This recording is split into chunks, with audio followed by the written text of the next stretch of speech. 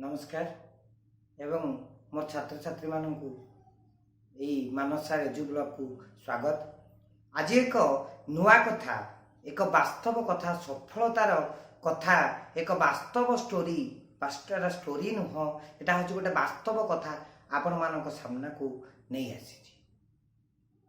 जड़े पेंटर पायल पिकासो ना शुणी जमती आमर एमएफ हुसैन तांकरी क्वालिटीर तांकठारु मध्य हायर क्वालिटीर पायल पिकासो बोली जड़े ग्रेट आर्टिस्ट आम टोटाल ऑल ओवर वर्ल्ड रे से फेमस से बड़ा जड़े चित्र करथिले। तो जेतेबेले से थरे यूएसए रे बुलु थांती, यूएसए रे जेतेबेले से एमिति तांकर दैनंदिन जीवन कौन एक आवश्यकता एमती बुलू था से तो साधारण भाव में जिते बड़ लोक होते से साधारण जीवन यापन निर्वाह करी। तो सही समय तांकर जने फैन जने फैन जने पूरा लेडीज देखापी माने एकदम मात्र 30 रु 50 वर्ष 30 रु 40 वर्ष बयसर हे देखिकिना आपण पायल पिकासो जाकि सब कनसर्ट यूट्यूब रू देखी एवं विभिन्न प्रकार प्रोग्राम रू देखी से जानी ना शुणी पायल Picasso one of the greatest artist of the world. आज्ञा नमस्कार आज्ञा, मु आपण पाखे पहुँचली आ very nice to meet you. आपण को गोटे आज्ञा रिक्वेस्ट, मु आपनकर गोटे बड़ फैन, गोटे कागज गोटे खोलिले कहले आज्ञा मते प्लीज आपण गोटे ऑटोग्राफ स्वरूप आपण गोटे काम करंतु, आपण होची एठी आज्ञा खाली गोटे 30 सेकेंड रे गोटे गोटे आर्ट गोटे काटी दियंतु।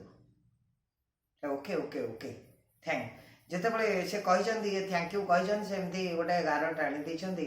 ओके कागज रे गोटे गारट आनी देचंदी 30 सेकेंड रो चित्र। तो कला परे जाइके से कहचंदी आउ आज्ञा इतने कम समय भितर काटी देले एते जीवंत चित्र से हसी देचंदी। हसी देला परे से जाइछंदी से सेठु पचारले आज्ञा एमती आपण चित्र गोटे 30 सेकेंड रे कर दउछंदी आज्ञा एटा कोन केमती हबो। तो सेठु से कहिछंदी किछि नै एटा अति कम रे एटा 50 लाख हबो। तो से 5000 कि 10,000 डॉलर कहिछंदी। तो सेही भितरे सेटा इंडियन करेंसी रे 50 लाख हबो। 30 सेकेंड रो आर्ट जोटा कि दाम हबो कोन कहले 50 लाख। तो सी पूरा आश्चर्य से तो फैन से तो कही पार ना आसिकी मन भर गोटे गुड़े गुड़े हूँ प्रकृत में कौन 30 सेकेंड रे एमती आर्ट काटिदेले मिनिमम 2-3 घंटा 8 दिन 10 दिन लगिदे तो कौन गोटे होता हाँ से आर्टा 50 लाख टंका होता। तो जितेबाला गोटे एक गोटे चित्र सम्मेलन गोटे बड़ चित्र सम्मेलन रे से जाकि पहुँचिकिना गोटे देखी से सब आम चित्र सब नुआ नुआ आर्टिस्ट या खोजा हो जी पुराना चित्र सब कर नुआ नुआ चित्र कर। तो से चित्र को देखिकी कौन ऑक्शन करा। तो जितेबाला सी जाकि पहुँची गोटे डरी डरी 30 सेकेंड आर्ट जाकि डर डरी जितेबाला जाकि पहुँची से गैलरी पहुँचला सी पूरा देखिकी पूरा आश्चर्य सहकारे पूरा तो ग्लाडली एक्सेप्ट कर art. Wow it is great art, it's from Payal Picasso.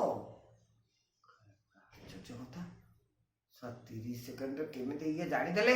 तो तापरे से पचार आज्ञा एटा ऑक्शन कले केते टंका हम मिनिमम 50 लाख रु अधिक हम 1 कोटी टंका हम।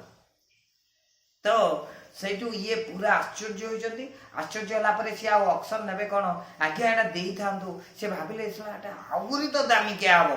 तो तापरे चली जाइछंती कोठी सही पुणी कनसर्ट को पायल पिकासो कनसर्ट को जाइछंती खोजी खोजी खोजी खोजी जाइए पाखे पहुँची। आज्ञा नमस्कार आज्ञा, मुझे दिन आपण देखाई आज्ञा मन पकातु से न्यूयॉर्क रो से गली आज्ञा मैनचेस्टर सिटी से डाण पटे जो आम फेडराल बैंक टा थिला।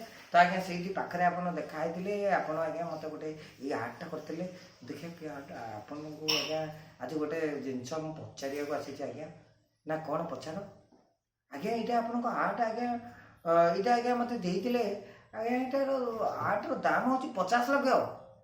हाँ obviously I know, actually I know you won't, तुम्हें केमिति विश्वास करूना हो सेठू लेडीज कहूँ you won't believe it would be more than 1 crore।